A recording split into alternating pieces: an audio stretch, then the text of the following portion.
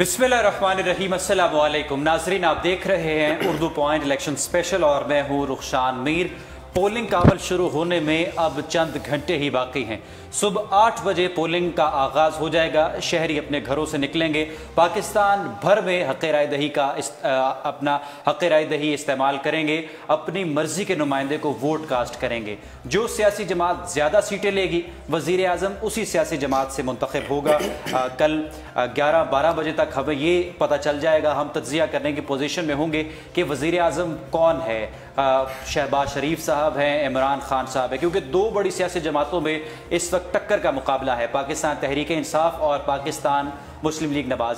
जो election campaign थी वो रात 12 बजे ख़त्म हो गई और जो सामान है, बैलेट बॉक्सेस हैं, पेपर्स हैं और वोटिंग के अमल के लिए, इस प्रोसेस के लिए जो भी सामान है वो पोलिंग स्टेशंस तक पहुंचा दिया गया है। आज हम यहाँ पर स्टूडियो में बैठे हैं। मेरे साथ सनाउल्लाह नागरा साहब जो कि सीनियर स्पेशल कॉरेस्पॉन्डेंट और जर्नलिस्ट हैं वो भी मौजूद हैं और टेलीफोन लाइन पर सीनियर सहाफ़ी और सियासी तज्ज़ियाकार मौजूद होंगे। हम यहाँ पर इसलिए बैठे हैं कि जायज़ा लिया जाए, तज्ज़िया किया जाए कि कौन सी सियासी जमात कितनी नशिस्तें 2018 के इंतखाबात में जीत सकती है। पाकिस्तान तहरीक इंसाफ क्या 100 से ऊपर सीटें ले पाएगी? पाकिस्तान मुस्लिम लीग नवाज का क्या ग्राफ होगा? पाकिस्तान पीपल्स पार्टी कहां खड़ी है? और सबसे अहम सवाल जो इस वक्त आपके जहनों में है कि वज़ीर आज़म कौन होगा? पाकिस्तान तहरीक इंसाफ से होगा, मुस्लिम लीग नवाज से होगा या पाकिस्तान पीपल्स पार्टी से होगा?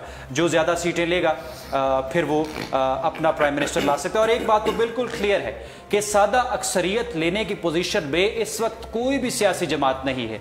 जो भी ज़्यादा नशिस्तें लेगा उसे आज़ाद उम्मीदवारों से और जो छोटी जमातें हैं उनके साथ इल्हाक करना ही होगा। इस वक्त हमें यह लगता है कि सादा अक्सरियत लेने की पोजीशन में ना पाकिस्तान तहरीक इंसाफ है या ना पाकिस्तान मुस्लिम लीग नवाज है। इस वक्त सबसे पहले टेलीफोन लाइन पर लेते हैं जमील फारूकी साहब को, सीनियर सियासी तज्ज़ियाकार हैं, और उनसे जानते हैं कि वो किसे वज़ीर आज़म बनता हुआ देख रहे हैं। पाकिस्तान का प्राइम मिनिस्टर 5 साल के लिए कौन होगा? और उसके बाद बात करेंगे सनाउल्लाह नागरा साहब जो हमारे साथ स्टूडियोज़ में मौजूद हैं। आप अपनी राय का इजहार बजरिया कमेंट्स कर सकते हैं। आप किसे वोट देने वाले हैं, कल किसे वोट दे रहे हैं? टेलीफोन लाइन पर हमारे साथ इस वक्त मौजूद हैं सीनियर सियासी तज्ज़ियाकार जमील फारूकी साहब। न्यू टेलीविज़न से मुंसलिक हैं, कॉलम भी लिखते हैं और अपना प्रोग्राम भी करते हैं। बहुत शुक्रिया जमील फारूकी साहब। अस्सलाम वालेकुम जमील फारूकी साहब, मुझे सुन पा रहे हैं आप? जी, आपकी आवाज क्लियर नहीं आ रही मुझे। अच्छा, दोबारा लाइन मिलाते हैं। जमील फारूकी साहब को क्लियरली नहीं सुन पा रहे, डिस्टॉर्शन उन्हें आ रही है। वो भी अपने ट्रांसमिशन में ही हैं, टेलीविज़न प्रोग्राम कर रहे हैं और इलेक्शन सर्वेज भी उन्होंने किए हैं, कॉलम्स भी उन्होंने लिखे हैं। उनकी क्या अंडरस्टैंडिंग है, क्या उनकी रिसर्च है, क्या इन्फॉर्मेशन उनके पास है और क्या एनालिसिस है, उनसे टेलीफोन लाइन पर हम जानने की कोशिश करते हैं। राब्ता कायम किया जा रहा है जमील फारूकी साहब के साथ। अस्सलाम वालेकुम जी। जी वालेकुम अस्सलाम। आपकी लाइन में still there is distortion in the line, मुझे क्लियर आवाज नहीं आ रही है। अच्छा जमील फारूकी साहब, आप मुझे सुन पा रहे हैं? कुछ फर्क पड़ा है आवाज में? नहीं, मुझे आपकी आवाज नहीं आ रही है। हेलो जी, आवाज आ रही है जमील फारूकी साहब? हेलो जी, मुझे सुन पा रहे हैं आप? There is some distortion in your hybrid I guess. आप अपने हेलो। अच्छा ठीक है, आपको दोबारा से टेलीफोन लाइन पर लेते हैं सर। बहुत शुक्रिया सनाउल्लाह नागरा साहब, उनके साथ हम दोबारा राब्ता करते हैं। सुबह पोलिंग का आगाज़ हो जाएगा, सुबह 8 बजे 6 बजे तक पोलिंग होगी। पाकिस्तान के तमाम सूबों में, तमाम शहरों में शहरी अपनी मर्जी के नुमाइंदों को वोट देंगे। क्या लगता है PTI कितनी सीटें ले जाएगी, PMLN कितनी सीटें ले जाएगी? बिस्मिल्लाहिर्रहमानिर्रहीम। सबसे पहली बात तो ये है कि मैं वो लम्हा आ गया है जी जिसका सबको इंतज़ार था। इलेक्शन से मुतल्लिक़ कहा जाता था इलेक्शन होगा नहीं होगा, पोस्टपोन हो जाएगा, मुख्तलफ जी आरा थी लोगों की, अफवाहें थी। तो अब अल्लाह का शुक्र है कि ऐसा जो एक लम्हा था या वक्त था जी वो आन पहुंचा है और इंशाअल्लाह अल्लाह ताला के करमो फजल से जी कल का सूरज जो तुलू हो वो इन उम्मीदों के साथ ही हो और आगे बढ़ते हुए हो कि हम इंशाअल्लाह कल इलेक्शन हो और होता हुए देखें जी। और फिर उसके साथ साथ सबसे जो इम्पोर्टेंट बात है वो ये है कि इलेक्शन हो लेकिन पुरअमन इलेक्शन हो। जैसे आपको पता है कि इलेक्शन के दौरान कुछ दिन पहले जो है कुछ वाक़यात हुए हैं दहशतगर्दी के। जी, मस्तूंग में हुआ, इधर खैबर पख्तूनख्वा में हुए, बहुत मतलब जगहों पे हुए। अनफॉर्चुनेट वाक़यात हुए। तो ये इंतहाई जो है वो एक लम्हा फिक्रिया था हमारे लिए जी, कि हम इलेक्शन को किस तरह से पुरअमन बना सकते हैं। तो ये हमारी सिक्योरिटी फोर्सेस जो हैं उनके लिए इंशाल्लाह अल्लाह ताला करम व फज़ल से पाक फ़ौज ज़िम्मेदारी सर अंजाम दे रही है, और पुलिस और दीगर जो फोर्सेस हैं वो इंशाल्लाह कल इलेक्शन में अपनी फ़राइज़ सर अंजाम देंगे। और कौम पुरउम्मीद है कि इंशाल्लाह इलेक्शन जो है पुरअमन होगा, और हमारी दुआ है, बल्कि कौम को दुआ करनी चाहिए। बिल्कुल। और पूरी कौम को मैं समझता हूँ कि कल इलेक्शन के दिन जो सियासी जमातें हैं जी, जिन्होंने वहाँ पे अपने नुमाइंदे या जो पोलिंग एजेंट्स हैं, जी, तो ज़ाहिर पोलिंग के अंदर, वो पोलिंग स्टेशन के अंदर मौजूद होंगे, लेकिन बाहर का जो माहौल है वो ये ज़रूरी नहीं है कि सिर्फ सिक्योरिटी फोर्सेस ने ही वहाँ पे अमन व अमान को बरकरार रखने की कोशिश करनी है। तो इस सारे अमल में मैं समझता हूँ कि अवाम का जो है वो साथ तावन वो बहुत ज़रूरी है। अवाम को भी वहाँ पे मौजूद अपने चारों इर्दो गिरदोनवा पे नज़र रखना होगी भरपूर तरीके से कि कोई ऐसा वाक़या या कोई ऐसी चीज़ पेश ना आए वहाँ। एक बात ठीक है। अब दूसरा जो आपका जो इससे मुतल्लक सवाल है कि वज़ीर आज़म कौन बनेगा, तो वो तो पता ही है, तकरीबन जो बातें चलती आ रही हैं, लेकिन जो असल मुकाबला है वो तो पंजाब में है, और पंजाब के बाद लाहौर में है। पहले लाहौर है, लाहौर को जो फतह करेगा वो पंजाब को करेगा जी, और जो पंजाब को फतह करता है वही हुकूमत बनाता है। अब 3 बड़ी जमातें हैं जो इस वक्त इलेक्शन कॉन्टेस्ट कर रही हैं। उनमें सबसे बड़ी जो जमात है वो आप मुस्लिम लीग नून और तहरीक इंसाफ, बिल्कुल जी, उसके साथ तीसरी बड़ी जमात जो है वो पीपल्स पार्टी है।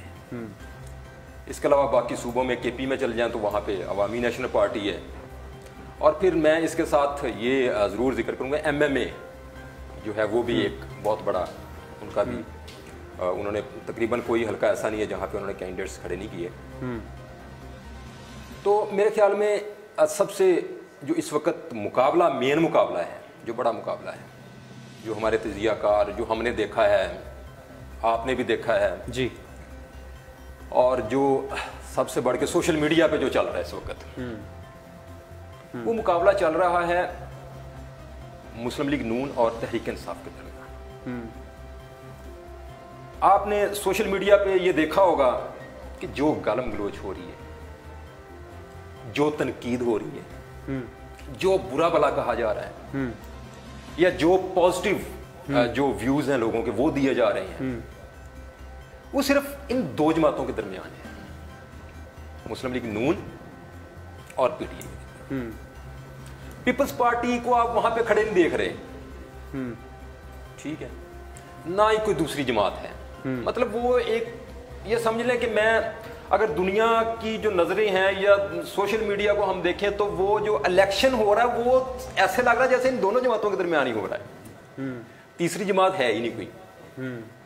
लेकिन वैसे तो सारी जमातें हैं, जो मीडिया जैसे जो इलेक्ट्रॉनिक या प्रिंट मीडिया या दूसरे जो है, लेकिन सोशल मीडिया की मैं बात कर रहा हूँ, सोशल मीडिया पर तो ऐसे लग रहा है जैसे इन 2 जमातें हैं।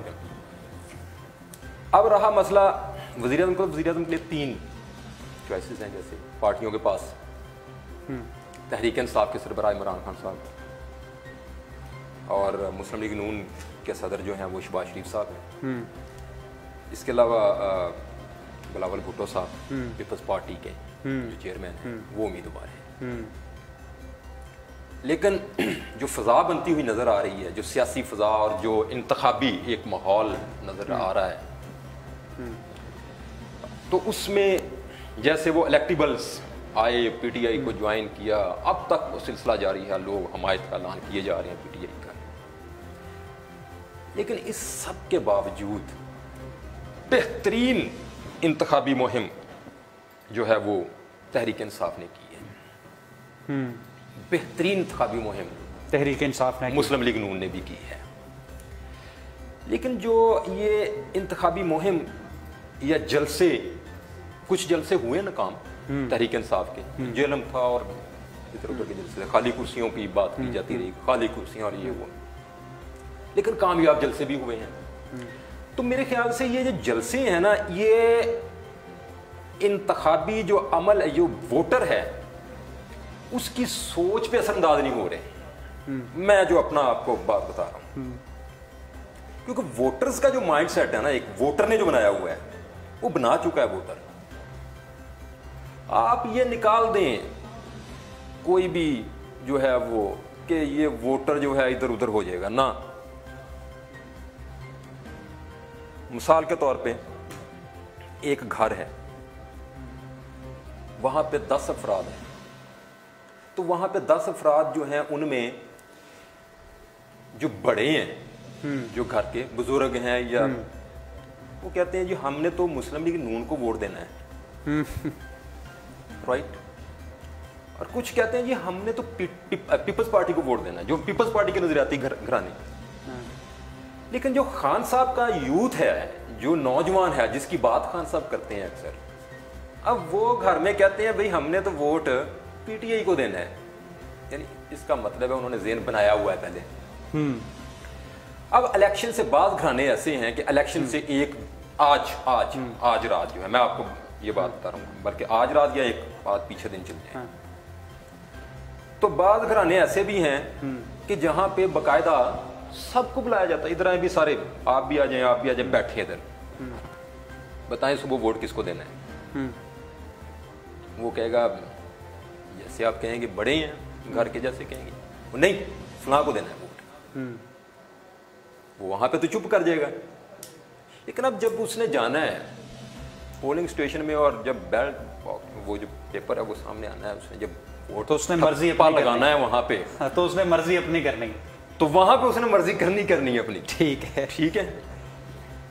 तो ये चीजें हैं। तो इस तमाम जो सिनेरियो में मैं समझता हूं कि इस वक्त कोई जमात जो है वो सादा अक्सरियत लेने की पोजीशन में नहीं। ठीक है, बहुत शुक्रिया सनाउल्लाह नागरा साहब की, आप उनका एनालिसिस, उनका तज्जिया सुन रहे थे। अब टेलीफोन लाइन पर रब्ता करते हैं जमील फारूकी साहब से और जानते हैं कि वो किसे वज़ीर आज़म बनता देख रहे हैं। सनाउल्लाह नागरा साहब ने बड़ा तफसीली अपना तज्जिया पेश किया है उर्दू पॉइंट पर, और यकीनन आपको उनकी बात से इत्तेफाक भी हो सकता है और कुछ तो इत्तेफाक नहीं करेंगे। सुबह 8 बजे पोलिंग का अमल शुरू होगा और शाम 6 बजे तक चलेगा। किसका प्राइम मिनिस्टर होगा, कौन सी सियासी जमात ज़्यादा नशिस्तें लेगी, यही आज का हमारा फेसबुक लाइव है। बहुत शुक्रिया जमील फारूकी साहब, आपने अपना कीमती वक्त दिया। अस्सलाम वालेकुम। अस्सलाम वालेकुम। जी जमील फारूकी साहब, मुझे सुन पा रहे हैं? जी बिल्कुल, मुझे आवाज आ रही है आपकी। जमील साहब कॉलम्स भी लिख रहे हैं, इलेक्शन हलकों में जाकर सर्वेस भी कर रहे हैं, इलेक्शन ट्रांसमिशन भी चला रहे हैं। आपका क्या तज्जिया है, किसे प्राइम मिनिस्टर बनता हुआ देख रहे हैं? पाकिस्तान तहरीक इंसाफ आगे है, PMLN आगे है, पीपल्स पार्टी की क्या पोजीशन है?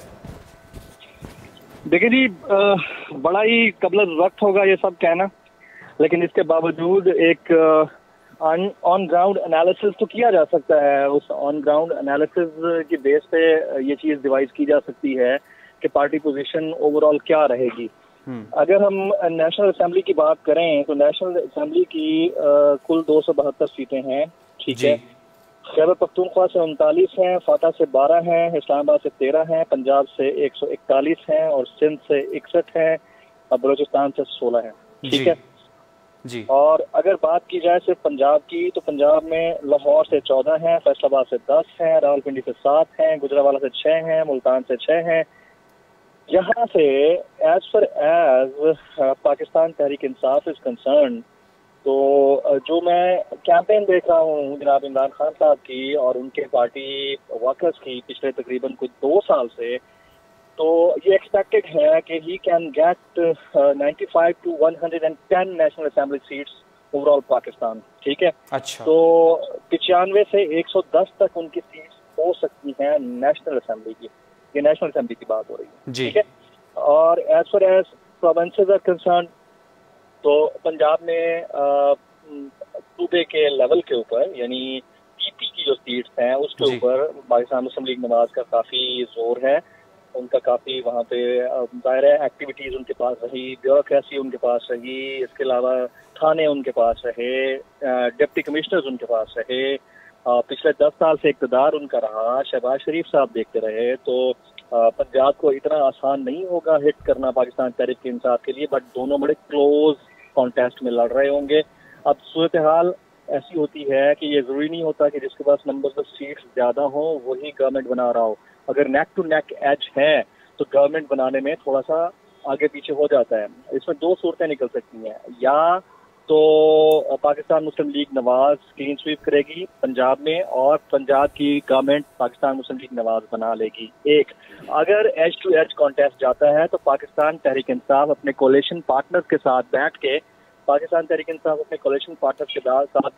पहली दफा पिछले तकरीबन कोई 30 साल में पहली दफा पंजाब में अपनी गवर्नमेंट बनाने में मुझे कामयाब होती हुई नजर आती है। दो सूरतें हैं इसकी, एक तो PMLN maybe little bit as वो बना जाए, अदरवाइज इन केस अगर कोलिशन बनता है तो PTI आ जाएगी। KP की बात कर रहे हैं, KP में आज तक 77 के बाद ये नहीं हुआ कि कोई एक गवर्नमेंट आई हो पहले और उसने दोबारा से री इलेक्शन में अपने आप को मनवा लिया हो। आपको याद होगा 2008 में MMA, 2002 में MMA, 2008 में ANP, 2013 में PTI, और अब एक्सपेक्टेड ये है, maybe I am wrong, PTI will get the position again and they will remake the government in KP as well.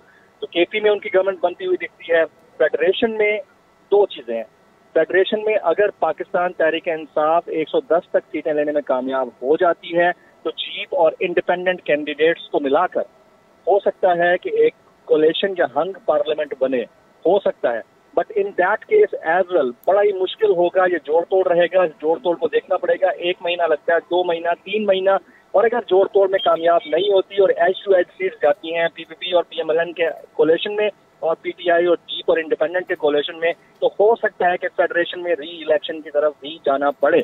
अब सिंध की बात कर लेते हैं। सिंध में पाकिस्तान पीपल्स पार्टी ने अपना ग्राउंड बहुत लूज किया है, बहुत ज्यादा लूज किया है, लेकिन साथ साथ GDA के फैक्टर को आप कभी भी मिनिमाइज नहीं कर सकते। GDA ग्रैंड डेमोक्रेटिक अलायंस एक बेहतरीन पावरफुल सेगमेंट के तौर पर उभर कर आया है, PSP उभर कर आया है, PTI ने वोट तोड़ना है, तो उसमें भी पोजीशन पाकिस्तान पीपल्स पार्टी की बाकी ग्रैंड डेमोक्रेटिक अलायंस और दीगर पार्टीज के साथ एज टू एज रहेगी, लेकिन चांसेस PPP के ज्यादा है कि वो सिंध में गवर्नमेंट बना जाए। बलूचिस्तान में बात कर लेते हैं, वहां पर कबायलियों का फैक्टर है, नजरियाती वोट का फैक्टर है, इसके अलावा इंडिपेंडेंट का फैक्टर है, और ये वही बड़ी बड़ी शख्सियात हैं जो हमेशा मुख्तलिफ अलायंसेज में रही हैं। इस तरह एक बड़ा अलायंस बन के सामने आया है और वो है बलूचिस्तान अवामी पार्टी यानी BAP, और BAP ही कॉन्स्टिट्यूट करती हुई दिखाई देती है अगर बात की जाए बलूचिस्तान की। तो 4 सूबे हैं, 4 सूबों में बलूचिस्तान में BAP plus independents will make the government either with PMLN या PTI, और उसके बाद सिंध में पाकिस्तान पीपल्स पार्टी या अदर कोलिशंस, हो सकता है कि पाकिस्तान पीपल्स पार्टी चांसेस ज्यादा ले जाए। पंजाब में PMLN के चांसेस ज्यादा हैं गवर्नमेंट बनाने के, लेकिन टक्कर हो सकती है PTI और बाकी कोलिशन मिला के उसके अगेंस्ट भी गवर्नमेंट कंस्टिट्यूट कर सकते हैं। KP में PTI के चांसेस ज्यादा हैं, लेकिन ये जरूरी नहीं होता कि नंबर ऑफ सीट्स जिसके पास ज्यादा हो वो ही गवर्नमेंट कंस्टिट्यूट कर जाए। हो सकता है कि MMA फैक्टर, ANP, इसके अलावा जमात इस्लामी और बाकी जो नजरियाती जमातें हैं वो सारी मिलकर PTI के जो नंबर हैं उसको टक्कर दे दें और वो वहां पे KP में दोबारा गवर्नमेंट बनाने में कामयाब हो जाए। लेकिन again a fair analysis, PTI seems likely to be a favorite in the federation यानी सेंटर में, पंजाब में PMLN, सिंध में पाकिस्तान पीपल्स पार्टी, बलूचिस्तान में BAP यानी बलूचिस्तान अवामी पार्टी, और KP में PTI। ठीक है, आपके मुताबिक पंजाब PMLN, KP के PTI, बलूचिस्तान अवामी पार्टी और सिंध में पीपल्स पार्टी, और फेडरेशन में तकरीबन 100 से 110 सीटें लेती हुई आपको पाकिस्तान तहरीक इंसाफ दिखाई दे रही है। तो आपके मुताबिक तो हम ये कह सकते हैं कि जमील फारूकी साहब का जी मतलब सही नहीं है कि पाकिस्तान तहरीक इंसाफ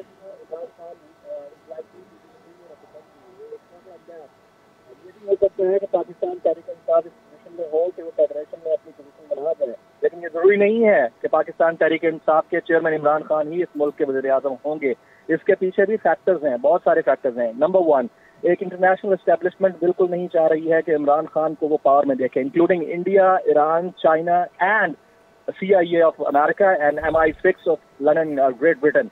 ये कभी भी नहीं चाहेंगे कि इमरान खान पोजीशन में आए। उसकी वजह आप गुज़िश्ता तकरीबन 6 महीने के न्यूज़पेपर हेडलाइंस देख लें, वो इमरान खान को अलाइव समझते हैं पाकिस्तान के ISI का, पाकिस्तान की इंटेलिजेंस एजेंसीज का। इसलिए उनकी ख्वाहिश ये है कि इमरान खान के ऊपर से क्लीन शेव है, अंदर से दाढ़ी रखते हैं, सेंटर राइट के आदमी हैं, उनको अगर पोजीशन मिल गई तो उनके लिए बड़ा मसला होगा। अब पाकिस्तान के अंदर की बात अगर कर ले तो पाकिस्तान के अंदर भी Imran Khan is not is favourite person of the agencies as establishment.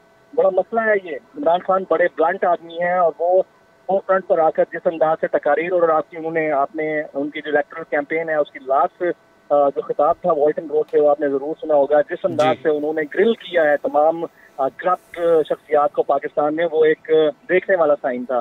तो इमरान खान एक ब्लंट आदमी है, इमरान खान को होल्ड करना इतना आसान नहीं होगा। पाकिस्तान की किस्मत बड़ी अच्छी होगी कि अगर वो प्राइम मिनिस्टर के तौर पर आए सामने, लेकिन इस वक्त जो सिचुएशन बनती हुई नजर आ रही है, इमरान खान की अपनी पार्टी के अंदर कैबिनेट बनाने में बड़ा एक लीक होल है, बड़ी लड़ाई है। अब वो कैबिनेट किसके ऊपर कॉन्स्टिट्यूट होगी? Shah Mahmood Qureshi is the second candidate for prime ministership, ये भी देखना होगा। इसके अलावा उनकी पार्टी में ऐसी बड़ी बड़ी शख्सियात हैं जो ऑलरेडी तैयार बैठी हैं कि उनमें से प्रेसिडेंट किसको बनाना है और उनमें वजीर खारजा और वजीर खजाना किसको बनाना है। तो इमरान खान की कैंपेन बड़े अच्छे से गुजर गई है, हालात बड़े अच्छे कंट्रोल हो गए हैं, जो कि तवक्को नहीं की जा रही थी। लेकिन again 25 July is the D day, बड़ा दिन है। उस दिन अल्लाह करे खैर से सारी चीजें हो जाएं, खैर से होती हुई नजर नहीं आ रही हैं। खुदा ना खास्ता कोई बड़ा मिसहैप होता है तो ऑल्टरनेट इमरान खान की सूरत में PTI में मौजूद है। आपने कहा कि इंटरनेशनल एस्टेब्लिशमेंट चाहती है कि इमरान खान ना आए, तो फिर इंटरनेशनल एस्टेब्लिशमेंट ये चाहती है कि नवाज शरीफ आए, शहबाज शरीफ प्राइम मिनिस्टर बने? जी, आप तकरीबन कोई हफ्ते के न्यूज़पेपर में बात देखें, ठीक, लेकिन नवाज को सपोर्ट कर रहे हैं, शहबाज शरीफ को नवाज शरीफ को नहीं चाह रहे, जाहिर है समझ वो उसको कॉन्टेक्ट नहीं कर रहे हैं जी। जिस वक्त प्राइम मिनिस्टर लेकिन पाकिस्तान मुस्लिम लीग नवाज के हैं वो शहबाज शरीफ साहब हैं। तो उनकी ख्वाहिश इंटरनेशनल एस्टेब्लिशमेंट यही है कि एक डिवाइड पैदा की जाए पाकिस्तानी पॉलिटिशियन और पाकिस्तानी एस्टेब्लिशमेंट के दरमियान। वो डिवाइड पैदा करने की बेसिक रीजन करप्शन है, एफिड्रीन है, दीगर मामलात हैं, आपके सामने हालात हैं। पिछले तकरीबन कोई 8 हफ्तों में जिस अंदाज से नैब की तलवार लटकती रही है पाकिस्तान मुस्लिम लीग नवाज के कैंडिडेट्स के सर के ऊपर, जिस तरह से नायलियां होती रही हैं, जिस अंदाज से फैसले आते रहे हैं, ये सारा इंटरनेशनल एस्टेब्लिशमेंट को दिखाया गया है, आवाजें उठी हैं। हमारी अपने अगर जुडिशरी की बात की जाए तो जुडिशरी की बड़ी बड़ी शख्सियात भी उठकर पाकिस्तानी एस्टेब्लिशमेंट के अगेंस्ट स्टेटमेंट देती रही हैं, ऑन वीडियो ऑन रिकॉर्ड मौजूद है ये चीजें। तो इंटरनेशनल एस्टेब्लिशमेंट तो उससे ये इंडिया ले रही है ना कि पाकिस्तान के अंदर जो एक डेमोक्रेटिक पार्टी है उसको दीवार से लगाने की कोशिश की जा रही है। सिर्फ एक डेमोक्रेटिक पार्टी की बात नहीं है। अगर एहतसाब ऑन द होल होना था तो एहतसाब को देखा जाता कि वो सिर्फ पाकिस्तान मुस्लिम लीग नवाज के साथ साथ पाकिस्तान पीपल्स पार्टी का भी होना चाहिए था। आप देख लें कि 2008 से 2013 और 2013 से 2018 के दरमियान, यानी गुज़िश्ता 10 साल के दरमियान पाकिस्तान के ऊपर जितने कर्जे चढ़े हैं वो पिछले 60 साल से कई गुना ज्यादा हैं। तो उसमें एक हद तक हाथ पाकिस्तान पीपल्स पार्टी के शरीक चेयरमैन जनाब आसिफ अली जरदारी साहब का भी था। तो आसिफ अली जरदारी साहब को उस हद तक क्यों रिलैक्सेशन दी गई जब उनके ऊपर न्याय का हाथ चल रहा था, जब उनके खिलाफ केसेस में फैसला आ रहा था? तो सुप्रीम कोर्ट एक तरफ से ये डिसीजन देती रही कि आपका नाम ECL में और फरियाल तालपुर का नाम ECL में डाल दिया गया। उसके बाद कहा गया कि आपको इंतखाबात तक रिलैक्सेशन दी गई है, इंतखाबात के बाद होगा, फौज की जमानत से मंजूर कर ली गई। तो ये दोहरा मेयार एक अपेरेंट नजर आ रहा है पाकिस्तान के अंदर होने वाले इंस्टीट्यूशंस के वाकयात का, जिसको इंटरनेशनल एस्टेब्लिशमेंट एक अजीब अंदाज से पोर्ट्रे कर रही है, including Indian media. Indian media मुसलसल नवाज शरीफ को सपोर्ट कर रहा है और पाकिस्तान की इंटेलिजेंस एजेंसी ISI को बिल्कुल दीवार से लगाने की कोशिश कर रहा है। तो इसमें हमारे पॉलिटिशियंस का भी एक बहुत बड़ा रोल है, उसको हम किसी तौर पर निगलेक्ट नहीं कर सकते। एक विन विन सिचुएशन जरूर है पाकिस्तान तहरीक इंसाफ के लिए, लेकिन अगेन पाकिस्तान तहरीक इंसाफ के चेयरमैन इमरान खान जरूरी नहीं है कि वही प्राइम मिनिस्टर बने। मैं फिर जोर दे रहा हूँ इस बात पे, अल्लाह करे कि वो बने। वो पाकिस्तान के लिए इस वक्त एक होप की सूरत में मौजूद हैं, लेकिन अगर इंटरनेशनल एस्टेब्लिशमेंट और पाकिस्तान की एस्टेब्लिशमेंट के वो लाइकली फेवरेट नहीं बनते तो बंदा कोई और होगा पाकिस्तान तहरीक इंसाफ। कौन हो सकता है ये भी बता दें, आपने इतना तज्जिया पेश किया, इतना जानदार। हेलो। मैंने कहा आपने इतना जानदार तज्जिया पेश किया है हमारे नाजरीन के साथ, ये भी बता दें कौन हो सकता है पाकिस्तान तहरीक इंसाफ से, कौन लगता है? शाह महमूद कुरैशी लगते हैं आपको कि वो हो सकते हैं? जी, आप राय सुन रहे थे जमील फारूकी साहब की, सीनियर तज्जियाकार हैं और बड़ी तफसीली उन्होंने अपनी राय का इजहार किया है। सनाउल्लाह साहब, जमील फारूकी साहब कह रहे थे कि इंटरनेशनल इस्टेब्लिशमेंट ये नहीं चाहती कि इमरान खान साहब ताकत में आए, वो पाकिस्तान के वज़ीर आज़म बने, और फिर तो इंटरनेशनल इस्टेब्लिशमेंट चाहती है कि PMLN से कोई सामने आए और पाकिस्तान मुस्लिम लीग नवाज की गवर्नमेंट हो। आप क्या समझते हैं, ऐसा है कुछ? देखिए, मैं ये समझता हूँ कि यह जो है मेरे भाई हैं जी का अपनी जगह पे ठीक है, राय उनकी हो सकती है, लेकिन मेरे ख्याल में जो इंटरनेशनल इस्टेब्लिशमेंट है उसने, अगर इलेक्शन मुलतवी होते हैं जी, इंटरनेशनल इस्टेब्लिशमेंट या दुश्मन कुव्वतें जो हैं वो नहीं चाहती पाकिस्तान में इलेक्शन हो, अगर वो ये चाहते हैं। अच्छा, इलेक्शन मुलतवी होते हैं तो मेरे ख्याल से ना तो उसका फ़ायदा नवाज शरीफ को होगा, ना तो नवाज शरीफ वज़ीर आज़म बन सकेंगे, शहबाज शरीफ बन सकेंगे। नवाज शरीफ तो जेल में है, उसकी बेटी भी जेल में है, कहाँ भागेंगे? ज़्यादा भागेंगे, डील करके भागेंगे ना, कहाँ जा सकते हैं? अब शहबाज शरीफ ने वज़ीर आज़म बनना है तो इंटरनेशनल इस्टेब्लिशमेंट जो करना था वो कर लिया उन्होंने। बलूचिस्तान में जो किया उन्होंने, इधर KPK में जहां भी कार्रवाइयां करनी थी दुश्मन कुव्वतों ने तो कर ली हैं इलेक्शन के दौरान। तो इलेक्शन कैंपेन जो थी वो भी हो चुकी है, खान साहब ने जलसे किए हैं, मुस्लिम लीग नून को इतने चांसेस नहीं मिले, लेकिन क्योंकि वो पकड़ धकड़ ये चीजें थी वो एक अलग चीजें हैं, लेकिन जलसे उन्होंने भी किए हैं। बिलावल भुट्टो साहब ने पूरी रैली की है अपनी मुकम्मल, पंजाब में की है, फिर पूरे पाकिस्तान जो जहां जहां KPK में गए हैं, इधर सिंध में गए हैं। तो इंटरनेशनल एस्टेब्लिशमेंट ने जो करना था वो तो कर लिया है मेरे ख्याल में। अगर कल कोई ऐसा खुदा ना खासा, अल्लाह ना करे कोई, मैं जैसे पहले भी बयान कर चुका हूं, ये सबकी जिम्मेदारी है ना कि हम सब मिलके इलेक्शन को पुरअमन बनाएं। अगर कोई कल को खुदा ना खास्ता को तो इलेक्शन मुलतवी होता है, अगर नहीं होगा इंशाल्लाह, उम्मीद है हमें इंशाल्लाह इंतखाबात होंगे और ये जमहूरी प्रोसेस जो है इंशाल्लाह इसको जारी मिलेगी। तो उसका फायदा मुझे ये बताएं कि शहबाज शरीफ कैसे वज़ीर आज़म बन जाएंगे? फिर इलेक्शन ही नहीं जब होना तो शहबाज, इमरान खान नहीं अगर बन पाएगा या बिलावल भुट्टो या कोई और, तो शहबाज शरीफ कैसे बन जाएंगे? कैसे फायदा हो जाएगा शरीफ खानदान को? जनाब सही है, क्या ख्याल है? ठीक है, आपकी राय में ऐसा नहीं है? मेरी राय में ठीक, दुश्मन कुव्वतें जरूर चाहती है कि मुलतवी करवाना चाहती है। उनका मकसद क्या है? उनका मकसद ये हो सकता है कि पाकिस्तान अदम इस्तेहकाम से दो चार हो, पाकिस्तान हर लिहाज से पीछे रहे, मगर दुश्मन कुव्वतों को मुंह की खाना पड़ेगी। और पाकिस्तान में इंशाल्लाह इंतखाबात भी होंगे, जमहूरी प्रोसेस को तक़वियत भी मिलेगी और अवाम की मर्जी से, अवाम की पसंद का नुमाइंदा भी उन पर हुकूमत करेगा। फ़ाज़ शहबाज काकड़ साहब को हम टेलीफोन लाइन पर लेते हैं और उनकी राय जानते हैं कि वो किसे प्राइम मिनिस्टर बनता हुआ देख रहे हैं। सलमान आबिद साहब भी हमारे साथ इस स्पेशल ट्रांसमिशन में मौजूद होंगे और सनाउल्लाह साहब हमारे साथ स्टूडियोज़ में मौजूद हैं, इनसे भी हम बात करते रहेंगे। जी, टेलीफोन पर इस वक्त हम ले रहे हैं फ़ाहद शहबाज साहब को, कुछ ही देर में उनसे हम रब्ता करते हैं।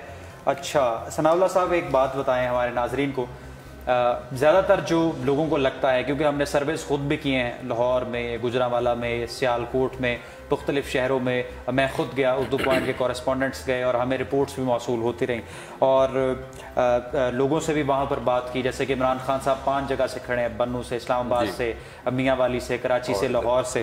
तो एक एस्टिमेट जो लगाया जा सकता है इंतखाबात से पहले वो ये है, एक राय कायम करने की कोशिश की जा सकती है, वो ये है कि 100 के टारगेट को पाकिस्तान तहरीक इंसाफ टच कर रही है और पाकिस्तान मुस्लिम लीग नवाज का जो ग्राफ है वो 70, 75, 80 तक है, यानी PTI नंबर 1 पर है, आप सही फरमा रहे हैं, PMLN नंबर 2 पर है। ये बताए हमें कि हुकूमत बनाने के लिए तो ज़्यादा नशिस्तें चाहिए, अगर इतनी सीटें तहरीक इंसाफ ले जाती है और फेडरेशन में प्राइम मिनिस्टर पे पाकिस्तान तहरीक इंसाफ का कैंडिडेट होना चाहिए, प्राइम मिनिस्टर तहरीक इंसाफ का होना चाहिए, तो किस सियासी जमात के साथ वो इल्हाक करेगी? क्या करेगी पाकिस्तान तहरीक इंसाफ? इमरान खान साहब ने तो कहा अगर इनके साथ इल्हाक करना है, PMLN के साथ या पीपल्स पार्टी के साथ या इस तरह की जमातों के साथ, तो हम ऑपोजिशन में रहेंगे, हम गवर्नमेंट नहीं बनाएंगे। हाँ, ये बात है कि देखें, तो क्या करेंगे आप? देखें ये तो फिर ऐसे ही है कि खान साहब सादा अक्सरियत तो अभी तक नजर नहीं आ रही, बिल्कुल, हमने भी इसको जो है वो लेगी। अब ये जो हमारे तज़िये हैं, ये जो चीज़ें हैं वो एक साइड पे हैं जी। हम ये समझते हैं कि पीटीआई 100 से ज़्यादा सीटें ले जाएगी, ठीक है, मुस्लिम लीग नून 70-80 ले जाएगी, और इसी तरह सिंध में जो है वो पीपल्स पार्टी ले जाएगी, KPK में निकाल लेगी कुछ, पंजाब में भी, जनूबी पंजाब में। लेकिन खान साहब ने जो ये बात की है ना कि इत्तेहाद नहीं करना किसी से, वो करना पड़ेगा। उसकी वजह यह है कि पीपल्स पार्टी उस कदर उनके पास सीटें नहीं होंगी। अब खान साहब ने वाजे कहा है कि भाई ना तो पीपल्स पार्टी के साथ इत्तेहाद करना है और ना ही नून लीग के साथ करना, क्योंकि ये चोर हैं, डाकू हैं। इससे बेहतर है कि मैं अपोजिशन में बैठ जाऊं। अब खान साहब फिर दोबारा अगर अपोजिशन में बैठते हैं, अपोजिशन तो मजबूत हो जाएगी, तो फिर उसके बाद सबसे पहली बात यह है कि जो सीटें जमात ज्यादा लेती है ना, उसका हक होता है, जिसको वाम मैंडेट देती है, उसका ये हक होता है कि उसको हुकूमत बनाने का पूरा मौका दिया जाए। बिल्कुल, वो किसी से इत्तेहाद करे, आज़ाद कैंडिडेट्स हैं उनको ले अपने साथ या दूसरों को ले, तो उनको पूरा हक है कि वो पहली तरजीह उन्हीं की होनी चाहिए, और आईनी लिहाज से या कानूनी लिहाज से जो। अब अगर वो नहीं करते, मतलब खान साहब कहते हैं मैं तो नहीं भाई, लेकिन 100 के अगर करीब ले जाते हैं तो मेरे ख्याल में फिर वो इस पोजीशन में आ जाएंगे कि वो हुकूमत बना लेंगे। वो इतने कैंडिडेट्स आज़ाद मिल जाएंगे, कुछ उनके इत्तेहादी हैं वो मिल जाएंगे, मतलब इतने फिर बन जाएंगे उनके पास नंबर कि वो हुकूमत बनाने की पोजीशन में होंगे। लेकिन अगर 100 नशिस्तें पीटीआई ले जाती है तो बलूचिस्तान अवामी पार्टी को अपने साथ मिला लेगी। मतलब बलूचिस्तान में है इंडिपेंडेंट कैंडिडेट जो हैं के कुछ होंगे, उनको मिला लेंगे, आजाद जो मतलब उनके जो उनकी मर्जी के मुताबिक जो उनके साथ चल सकते हैं, जीप पर जो 100 के करीब कैंडिडेट जीप वालों को मिला सकते हैं, क्यों नहीं मिला सकते? मतलब हुकूमत वो जीप वालों ने ये तो नहीं है ना कि उन्होंने कहा कि हम तो खान साहब के साथ मिलने को तैयार ही नहीं है। बिल्कुल जनाब, तो हुकूमत बनानी है, हुकूमत में उन्होंने इलेक्शन किस लिए लड़ रहे हैं? वो हुकूमत में आने के लिए लड़ रहे हैं ना इलेक्शन, और असम्बली में क्या जाके उन्होंने वो रौला ही डालना है और कोई काम।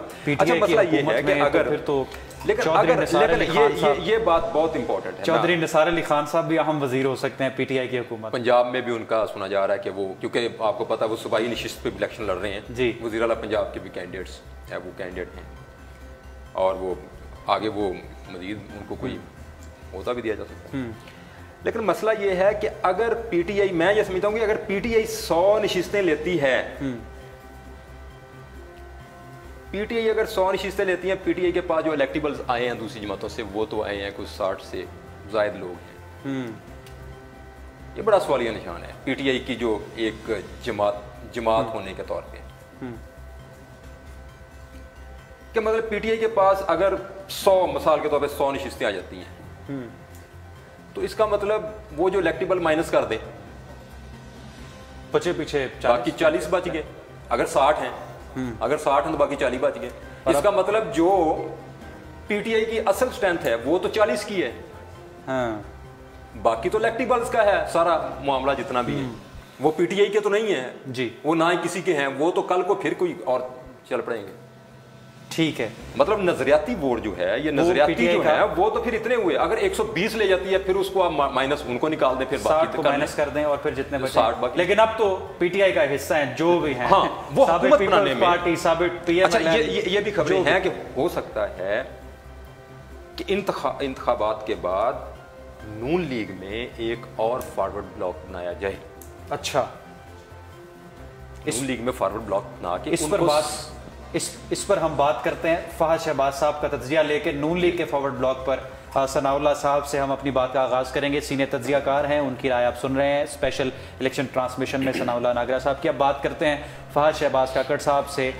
दुनिया टेलीविज़न लाहौर न्यूज़ से उनका ताल्लुक़ है और उनकी राय लेते हैं। प्राइम मिनिस्टर किसे बनता हुआ देख रहे हैं फॉरवर्ड ब्लॉक पर, उनकी भी हम उनके जो इल्म है, जो उनका तज्जिया है, जो उनकी फाइंडिंग्स हैं, उनसे भी जान लेंगे और ये भी उनसे सवाल ज़रूर पूछेंगे कि शहबाज शरीफ खुद अपने नाम से कितनी सीटें निकालते हुए नजर आ रहे हैं। इमरान खान साहब 5 जगह से खड़े हैं, उनका क्या स्टेटस दिखाई दे रहा है, और बिलावल भुट्टो जरदारी साहब कितने पानी में है इस वक्त, क्या करेंगे, पीपल्स पार्टी कितनी सीटें निकाल सकती है।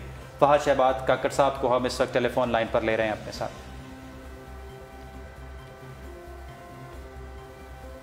आप देख रहे हैं Urdu point election special transmission, और यहाँ पर हमारे साथ सियासी तज्जियाकार मौजूद हैं। जमील फारूकी साहब से हमने बात की, सनाउल्लाह नागरा साहब हमारे साथ स्टूडियोज़ में मौजूद हैं। सलमान आबिद साहब से हम रब्ता करेंगे। सलमान आबिद साहब को ले लें टेलीफोन लाइन पर, उनसे हम बात कर लेते हैं जब तक फहद साहब मसरूफ़ हैं।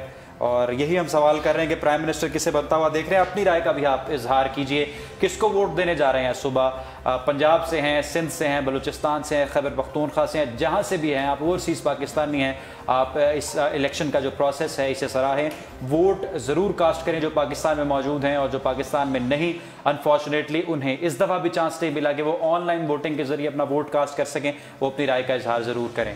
हमारे साथ टेलीफोन लाइन पर मौजूद हैं सलमान आबिद साहब। एक्सप्रेस न्यूज़पेपर में आप इनका कॉलम पढ़ते हैं, इनकी राय सुनते हैं, मुख्तलिफ टेलीविज़न चैनल्स पर, हमारे प्रोग्राम्स में भी, उर्दू पॉइंट पर भी तशरीफ़ लाते हैं, तज्जियाकार हैं, आज़ाद तज्जियाकार हैं। अस्सलाम वालेकुम जी।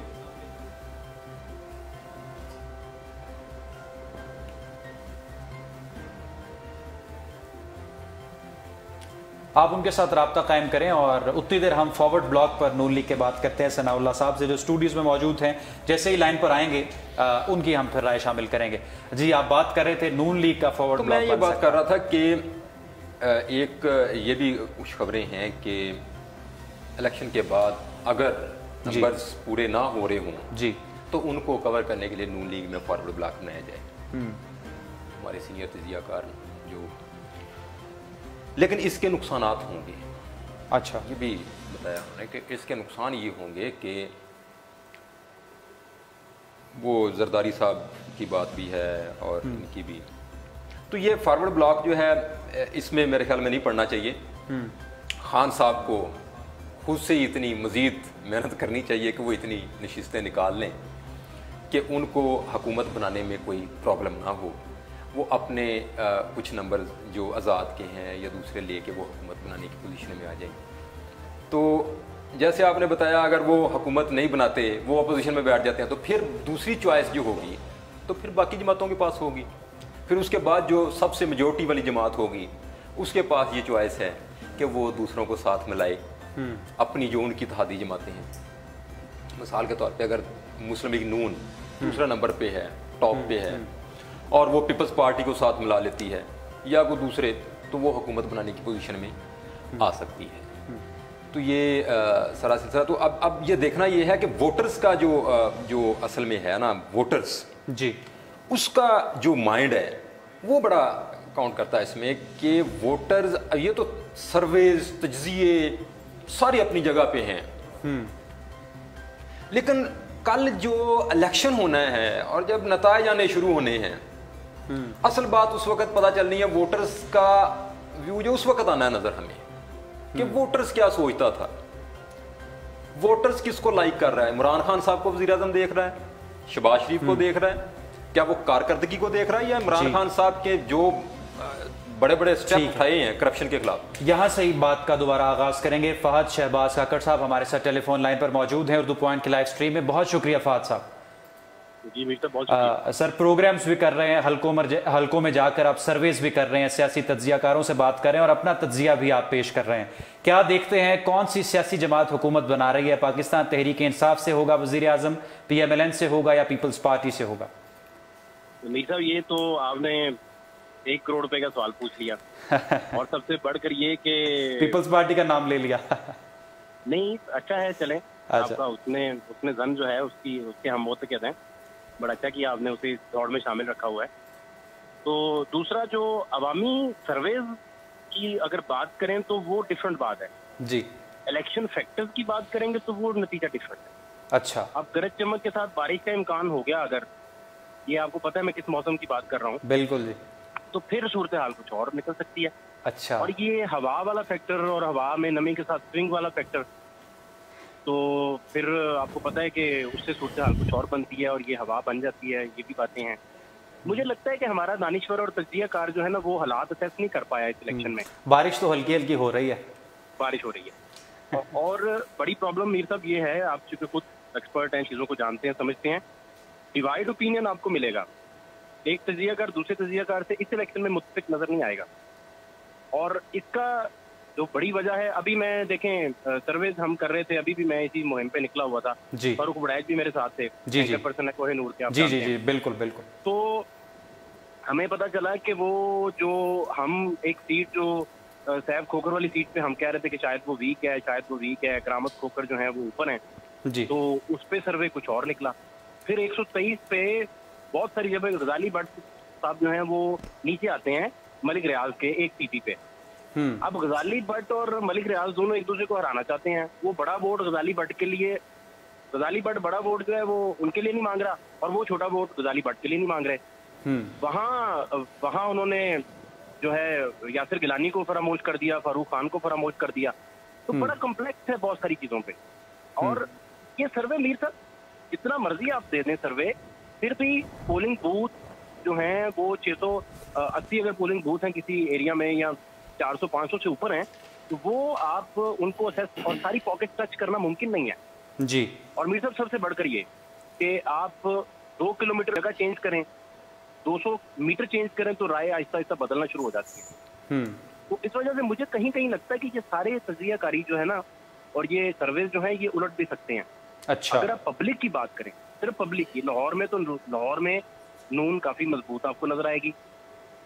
और लाहौर में अगर आप पब्लिक सर्विस की बात करें तो इस तरह तो उनकी 3-4 सीटें जो हैं बहुत सारी जगहों पे बहुत सारी प्रेडिक्शन और पंडित ये भी कहते हैं कि इमरान खान साहब की सीट अपनी हार सकते हैं। लेकिन मुझे लगता है कि वो स्टार होने का फायदा उन्हें मिलेगा। इमरान खान साहब की जो नीचे एमपीए काम कर रहे हैं वो वीक हैं। अब एक एमपीए ठीक है अलीम खान के तौर पे। तो इस वजह से ये अच्छा, सबसे बढ़कर जो फैक्टर हमने नजरअंदाज किया, जिस जगह जोड़ी अच्छी बनी है ना मीर साहब जी, उस जगह इनिंग अच्छी आपको नजर आएगी। ये बिल्कुल सही है जैसे हमाद अजहर के नीचे आपको मियां असलम इकबाल नजर आ जाए। जहां जहां पेयर अच्छा है, अब यास्मीन साहिबा के अंडर दोनों पेयर अच्छे नहीं है, वहीद आलम के दोनों पेयर अच्छे हैं, हालांकि यास्मीन राशिद स्टार है। वहीद आलम को उसका हल्का बदर किया है, वो कहता मुझे कुर्बानी का बकरा क्यों बनाया। तो सर ये सारे फैक्टर्स जो हैं इनसे वो कहता है कि वो इनसे निकले तो हम अगली बात सोचें। बिल्कुल, पीएम तक कौन जा रहा है कौन नहीं जा रहा। अभी तो हम इस दादोशुमार के गोरख धंधे में उलझ के रह गए और नींदें बर्बाद कर बैठे, कुछ समझ नहीं आ रहा। आपने लाहौर की पॉलिटिक्स की तफसीली बात की है। कुछ हफ्ते कबल तो ये लगता था कि पीएमएलएन 14 में से कम 12 सीटें तो है वो क्लीन स्वीप कर जाएगी, 12 सीटें ले लेगी। यास्मीन राशिद और जो शफकत महमूद साहब है, सिर्फ लगता था कि वो तहरीक इंसाफ से नशिस्त अपनी ले सकेंगे। मगर अब अचानक से शिफ्ट आया है। अब तो जब हम बाहर निकलते हैं, लोगों से बात करते हैं, तो पीटीआई है लाहौर में। आपको ऐसा लगता है? मुराद राज ने और शफकत महमूद ने एक दूसरे को कसम डाली हुई थी अपने कैंडिडेट को कि जो शफकत से मिलेगा वो मुराद राज से नहीं मिलेगा, जो मुराद राज से मिलेगा वो शफकत से नहीं मिलेगा। अब मुझे ये बताएं कि ये अच्छा कम्बिनेशन कैसे होगा, तो शफकत महमूद कैसे जीतेंगे वहां से? ये बड़ा टफ प्रॉब्लम है, ये बड़ी एक अहम सवालिया निशान है बहुत बड़ा। इसके बरक्स वहाँ ख्वाजा हसन की पोजीशन आपको बेहतर नजर आएगी। 12 सीटों वाली बात आपकी ठीक है, मैं 100% उससे एग्री करता हूँ। पीटीआई की जो मजबूत नशिस्तें हैं वो 136 है, एन 136 असद खोखर वाली, उसमें उसकी पोजीशन बेहतर है।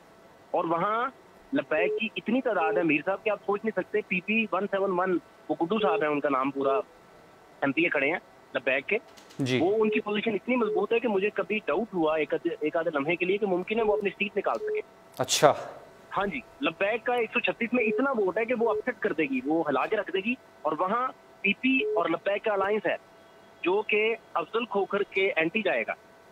हालांकि अफजल खोखर की तजियाकारों ने सेफ नशिस्त रखी है और अफजल खोखर को जिता दिया है, लेकिन मुझे वो डाउटेड लगी।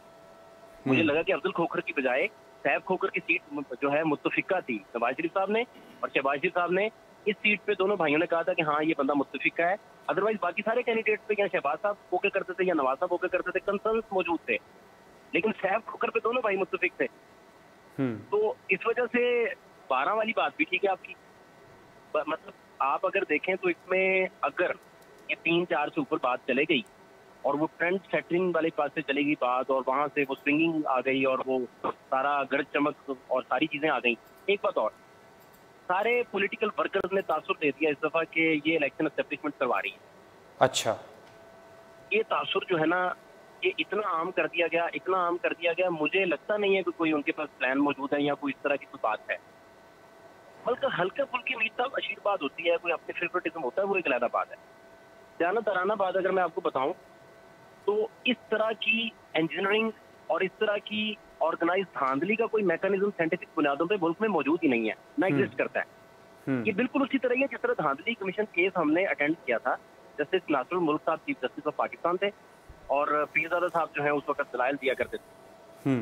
तो उसमें भी साबित हुआ था कि ऑर्गेनाइज धांधली नहीं, किसी का कहीं से तार लगा, छोटा मोटा चुल्लू फिर गया, वो बात समझ आती है। इसका मतलब ये हुआ कि तासुर आम कर दिया और पीटीआई के बहुत सारे लोगों ने खुद काम खराब किया कि ये निजी महफिलों में बैठ के इनके एमपीए खास तौर पर ये कहते थे कि यार सानू जिता देना है, कई कुछ लोगों ने ये काम खराब करते थे अपने आप को पावरफुल साबित करने के लिए। तो ऐसा नहीं है बेसिकली। ये बयानिया मुस्लिम लीग नवाज ने आम किया है, ये पीपल्स पार्टी, इसने तहरीक इंसाफ ने भी आम किया। अच्छा, तहरीक इंसाफ निजी महफिलों में बैठ के कहते थे कि यार मैंने तो हमायत हासिल है, तुम मेरे नाल आ जाओ। तो ये बड़ी अहम बात। अच्छा, ये इसमें हनीफ अब्बासी की रातों रात मसले आ जाना, वो एक अलग चैप्टर है। हाँ। वो ब्रॉडर पिक्चर में जाके कहीं कोई रोल मौजूद है, कहीं से डोरियां हिलती हैं, वो एक अलग चैप्टर है। लेकिन ये इतने लोकल लेवल पे जाके, माइक्रो लेवल पे जाके कि एमपीए को कोई बंदा कह दे कि मैं तुम्हारी हमायत में हूँ, ऐसा नहीं है। कुछ जगहों पे हल्का फुल्का ऐसा, वो भी। लेकिन नून लीग का हर नुमाइंदा यही कह रहा है, हमारे लोगों को पाबंदे सलासल कर दिया, मुकदमे चला दिए, रात के अंधेरे में उनको फोर्स किया जा रहा है, पार्टी छोड़ो, ये करो, वो करो। मीर साहब, आपको पता है कि खुशकिस्मत तरीन वो लोग थे जिन्होंने नवाज शरीफ वाला इवेंट सारा खुद कवर किया।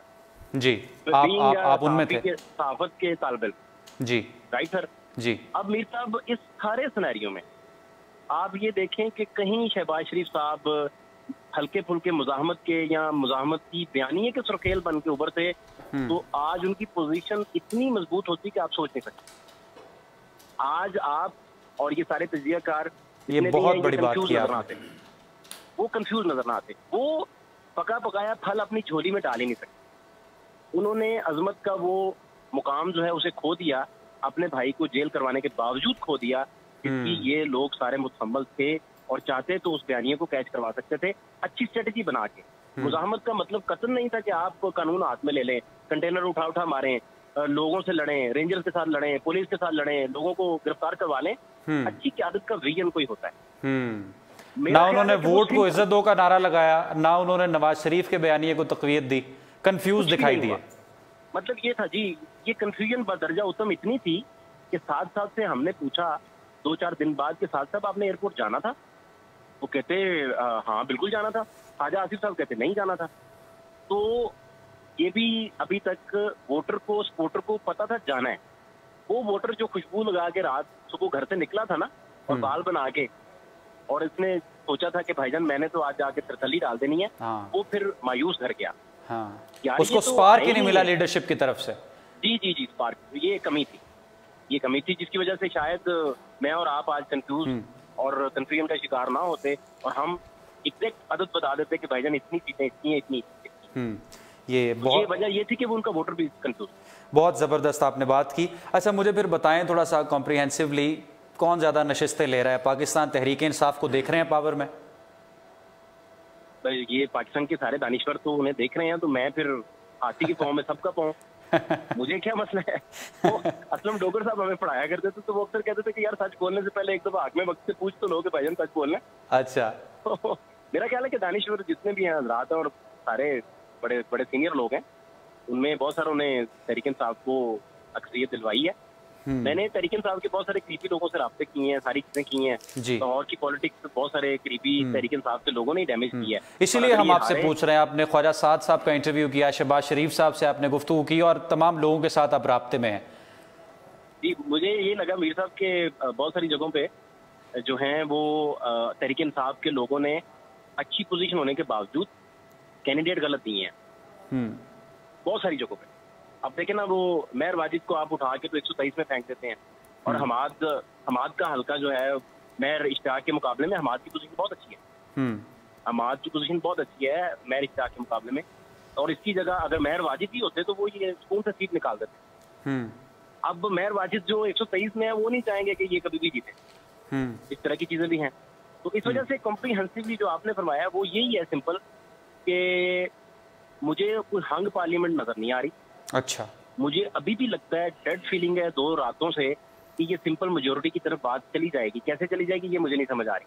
अच्छा, मुझे लगता है कि ये सिंपल मेजोरिटी की तरफ बात चली जाएगी, सिंपल मेजोरिटी की तरफ चली जाएगी। और अगर चौधरी निसार साहब 20, 22, 25 सीटें ले जाते हैं तो मुझे लगता है कि वो शहबाज शरीफ का साथ देंगे।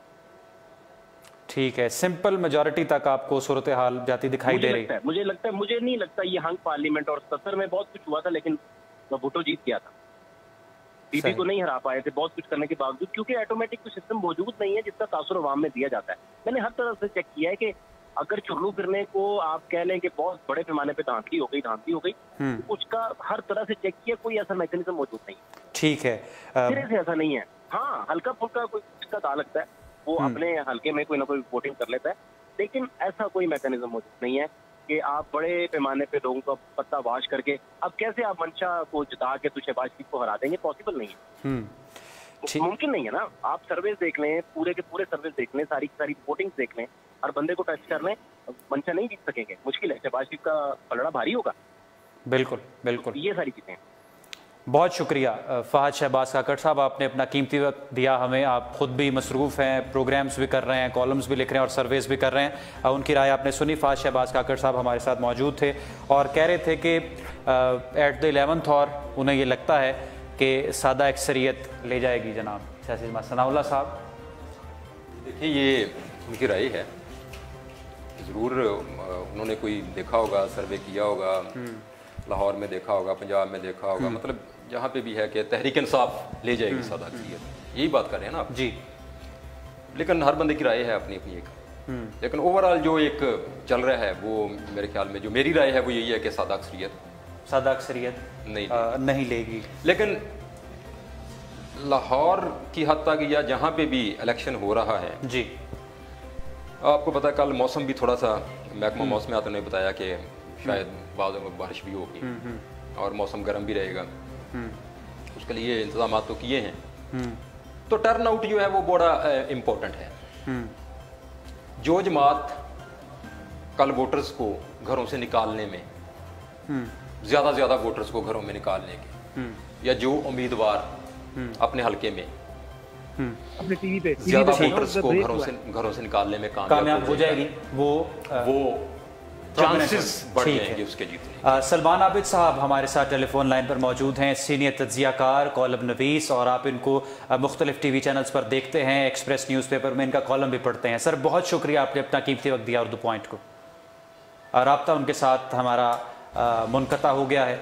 और आप तो ये बात है कि जो भी जमात, क्योंकि खामोश वोटर जो है वो तो अपनी राय बनाए बैठा है, तो अब ये उम्मीदवारों पे है कि वो किस कदर जो है वो वोटर्स को घरों से निकालने में कामयाब। 1 घंटा टाइम भी बढ़ गया है।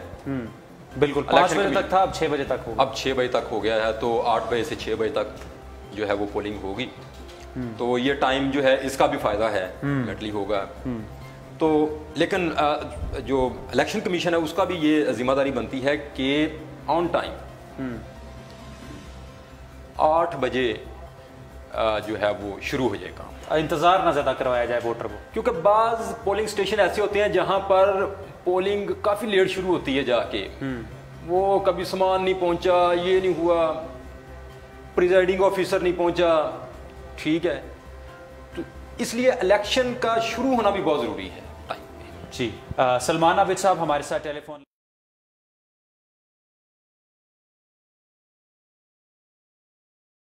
एक्सप्रेस न्यूज़पेपर में इनका कॉलम पढ़ते हैं। राब्ता उनके साथ नहीं हो रहा कुछ टेक्निकल एरर्स की वजह से।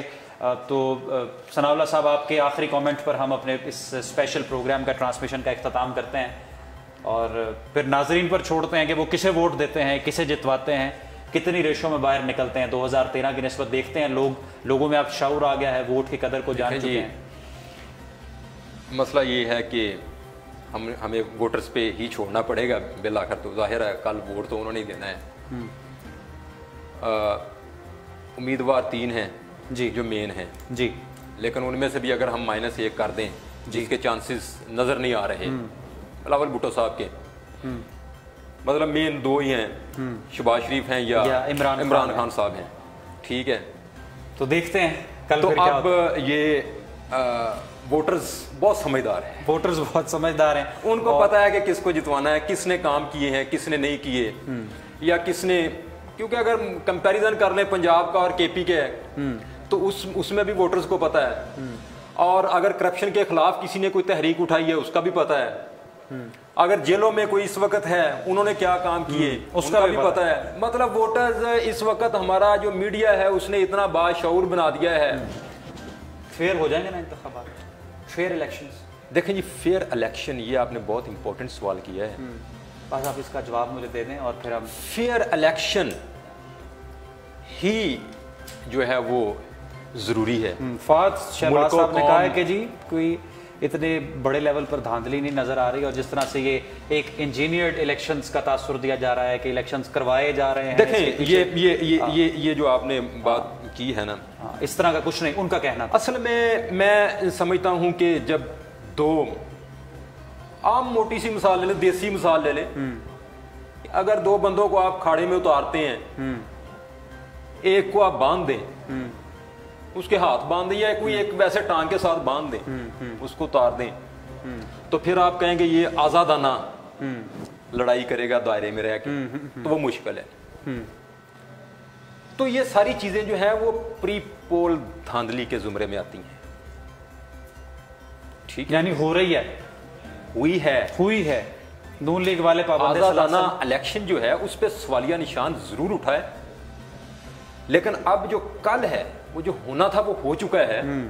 लेकिन अब कल पोलिंग स्टेशन पे जो होना है, हमें बल्कि सबको, जितने भी इलेक्शन करवा रहे हैं, जो भी इलेक्शन प्रोसेस में उतर रहा है, करवाने वाला या जो लड़ रहा है, सबकी ये जिम्मेदारी है कि खुदारा इस मामले में ना पड़े, सोच समझ कर वोट दें, क्योंकि ये मुल्क और कौम के लिए नुकसानदेह है, इस पे वो माजी ना दोहराया जाए।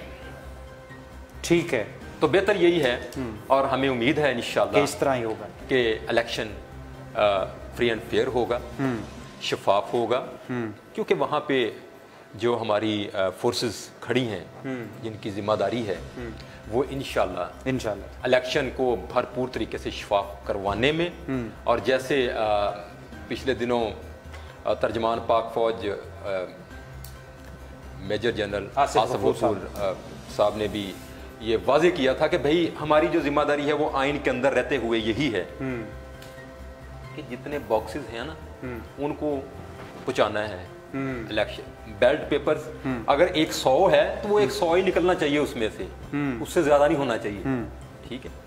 तो ये बहुत अच्छी बात है, और इंशाल्लाह ऐसे ही होगा। बहुत शुक्रिया सीनियर तज्जियाकार, नुमाइंदा खसूसी और सीनियर सहाफ़ी सनाउल्लाह साहब, आपने अपना कीमती वक्त दिया उर्दू पॉइंट के स्पेशल इलेक्शन ट्रांसमिशन को। अपने दोस्तों के साथ ज़रूर शेयर कीजिए और अपनी राय का इजहार भी कीजिए। रुखशान मीर को दीजिए इजाज़त, कल आपकी खिदमत में हाजिर होंगे मुख्तलिफ पोलिंग स्टेशन से क्या नताइज आ रहे हैं, वोटर किसके हक में ज़्यादा है, आपको बताएंगे बराह रास्त। अल्लाह हाफ़िज़।